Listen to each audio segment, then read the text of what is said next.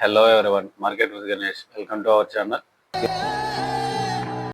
మీ దగ్గర demat account ఉన్నా కూడా షేర్లు ఎందుకు కొనలేకపోతారో తెలుసా?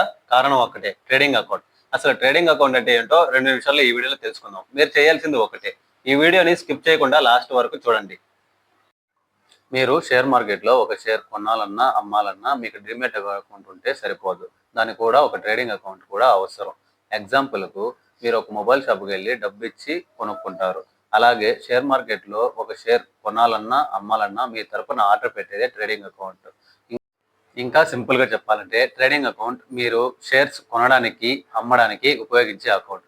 డిమాట్ అకౌంట్ మీరు కొన్న షేర్లను భద్రంగా ఉంచే అకౌంట్. ట్రేడింగ్ అకౌంట్ డ్రైవర్ లాంటిది, డిమాట్ అకౌంట్ గ్యారేజ్ లాంటిది.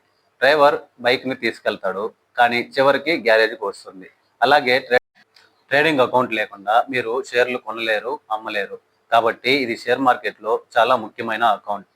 మీకు ఈ వీడియో యూస్ఫుల్ అనిపిస్తే లైక్ చేయండి. And stock market basics videos గురించి కావాలంటే మన ఛానల్ని సబ్స్క్రైబ్ చేయండి. అండ్ కింద ఉన్న బెల్ ఐకాన్ని క్లిక్ చేయండి. Thank you.